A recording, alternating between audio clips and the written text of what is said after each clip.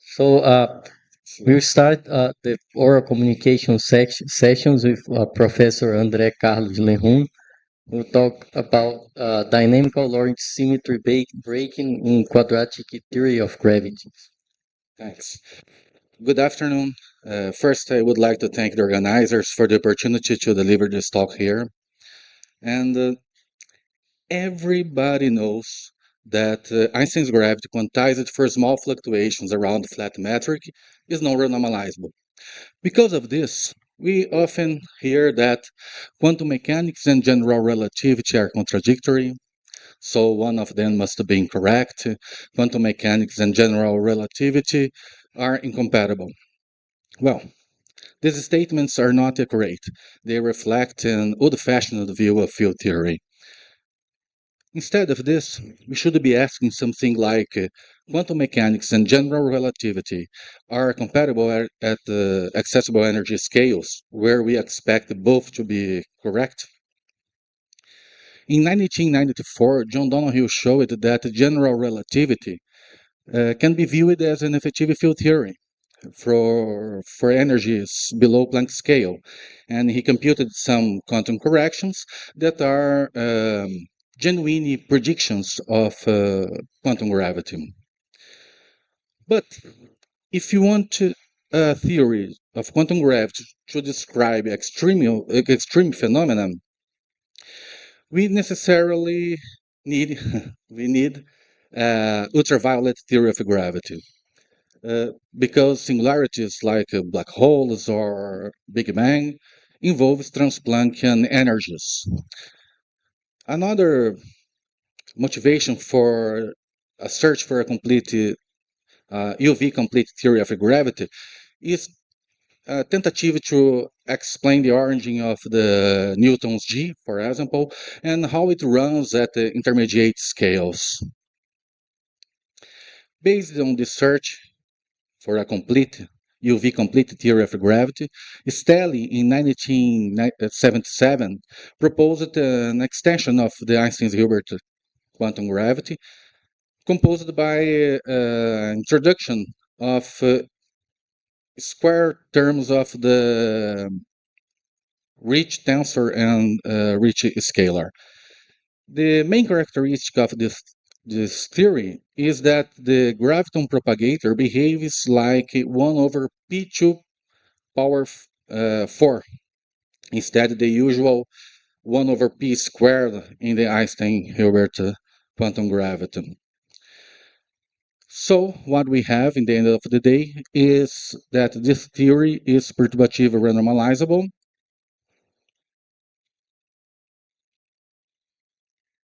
but it suffers with the presence of ghosts. Uh, this is an open question. If does it truly implies laws of unitarity? If the presence of these ghosts, these gravitational ghosts, imply laws of unitarity. In 2014, Salvio and Strumian proposed a scaleless theory of gravity. They call it A-gravity. That is composed by a gravitational sector involving only quadratic terms in curvature tensors, the standard model Lagrangian, and an additional field can be a anipole phi that is a beyond standard model scalar field. Here in blue should be its dynamics. Well, since it's a scaleless theory of gravity, all terms in the action appears as marginal operators, okay? And in red here we have no minimal coupling between this phi field with the rich scalar. One of the characteristics of the theory is that it is UV renormalizable, and the Einstein-Hilbert term is generated by radiative corrections at low energies through Coleman-Weinberg mechanism. Coleman-Weinberg mechanism is a mechanism of spontaneous symmetry breaking or spontaneous generation of mass due to radiative corrections. and they could relate the condensate of this phi field to the Newton's G. So here, this term at low energies describe the Einstein-Hilbert term. On the other hand, in 2004, Kostaleki proposed that bumblebee field, that's a vector field, a non-gauge vector field, can be a source of Lorentz symmetry violations. Here's the action of the model. And here is a term, of course, non-gauge invariant, that is a quartic self-interaction for the B field. What happens is that this bumblebee field acquires a non-vanishing vacuum expectation value at tree level, so it would be a source of symmetry breaking and spontaneous generation of mass. So what have we done? We propose to couple the A gravity to the bumblebee field. Here is the A gravity sector, bumblebee field, including only marginal operators. It means that we have only dimensionless parameters. And here in red, we have the non-minimal couplings between the bumblebee field and the rich tensors. So we computed the renormalization group functions, and we solved the renormalization group equation for the effective potential, imposing Coleman-Weinberg renormalization prescription. Then we find this effective potential, where lambda bar is a function of the gravitational couplings. And it's not hard to see that the minimum effective potential lies on B squared equal to V squared, where this V is a Lorentz violating scale. In a speculative scenario, we could relate the Lorentz symmetry violation scale to the Planck mass or the Planck scale. And since the bumblebee field acquires a non-vanishing vacuum expectation value, it acquires a mass. It becomes massive, where the mass is of order of 10 GeV. So a natural question is, could this vector field describe dark matter? Well, here is just the first step, and there's a long way to go to try to answer this question. There's a lot of phenomenological studies to make and use some bounds in the literature to fix all free parameters and try to answer this question, if it's possible that bumblebee field describe dark matter. But in addition, because of the condensation of the bumblebee field, this term here at low energies becomes the Einstein-Hilbert term. So we have Einstein-Hilbert at low energies. Well, it's a short communication and was very short. Uh, my final words is effective field theory of Einstein-Hilbert gravity is predictive like other effective field theory. So if someone asks if it exists quantum gravity, yes, of course it exists. The problem of the Einstein-Hilbert gravity is that it becomes non-perturbative at the Planck scale. And, well, it is valid over a huge energy range up to Planck mass. Quadratic gravity is it seems to be a good proposal to be or a promising candidate for a ultraviolet complete quantum theory of gravity, apart from the presence of ghosts. And I stop here, thanking the organizers for this possibility and the audience.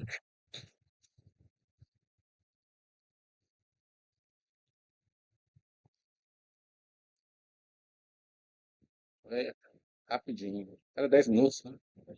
Deu isso, né? So, thank you, Andre, for keeping the time because it's actually it's not Yeah. short because you actually it's good to have 10-minute talk and 5 minutes of discussion. So any questions? You have one? No, no. Yeah. Thank you very much for your talk. Um, the ghosts issue, I mean, as you pointed out, quantum mechanically could be a loss of unitarity, could be, right?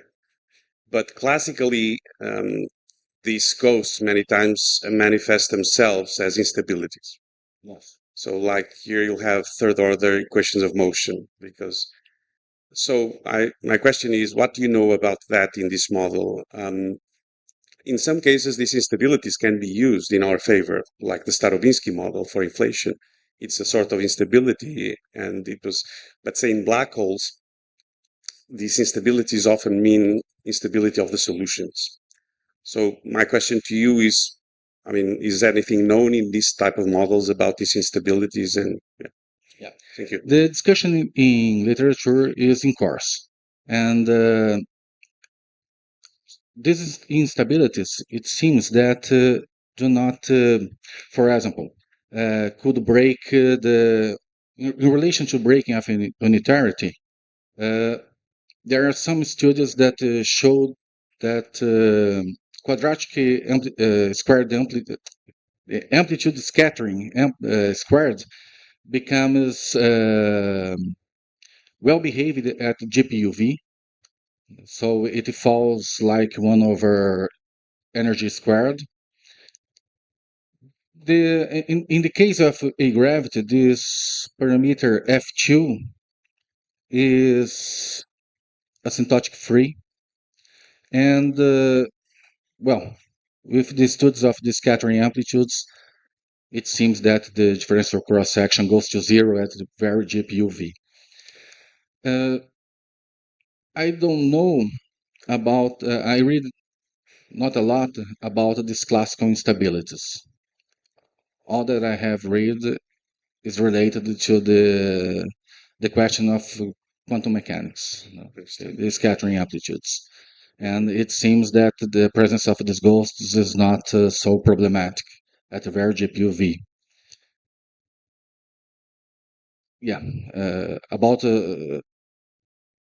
black holes, I don't know how it, Okay, okay, thanks. but I will take time to read. Okay, can I ask another question? Or yeah, that was yes. So I was looking at your Lagrangian over there, your action, and so there's a term b to the fourth, right? Yes, yes. So that is a b mu nu squared. So it's a No, no. it's B me squared. yes, yeah, yeah, yeah. It's not B me. it's not the field strength. Is Exactly. It's the okay. potential. Yeah, yeah, yeah, yeah. Yes. But that's the point. So this is like a Proca field because Hmm. it has an S term and it's a self-interacting Proca field. Yeah. Now, there's been a discussion in the literature recently that this type of models they suffer from loss of hyperbolicity. When you look at the evolution equations, there is an evolution operator, a metric, which can change signature. And these have been found to be problematic. And, people claim that they needed also to be UV corrected. It was just an effective field theory valid up to a certain point. Yeah. So, I mean, this was kind of a surprise. There was a literature related also to compact objects and that self-interacting Proca fields can be problematic. So I'm not sure this affects your model, but I would like and I'm happy to share with you some references just if you'd like to. I don't know if you knew about this, but Yeah, I see. It's necessary to make some more studies about this. exactly. Yes, yes. And there are some Thank you models for. in which actually this b to the 4 can appear from a UV completion by introducing other fields, but it's only valid up to some energy scale, and then which goes in the spirit of your talk. I see. Yeah. I see. Okay. Thank you. So, any further questions?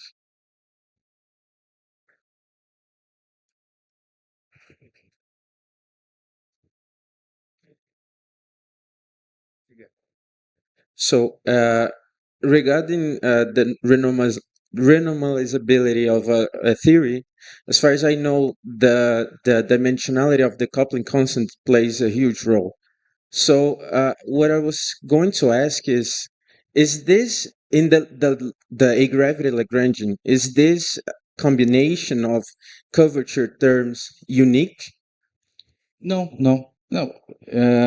For example, in the stellar gravity, he combined it in a different way. This way, with alpha and beta.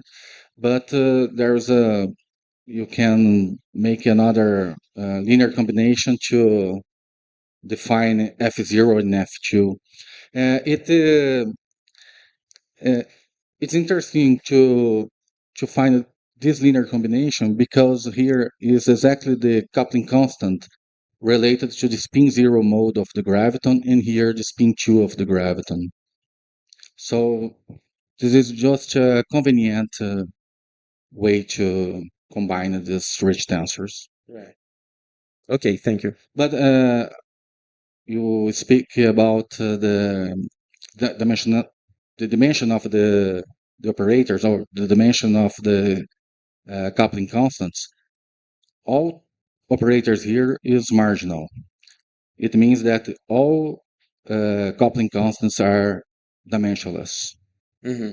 So see. because this theory is renormalizable. Right. Okay.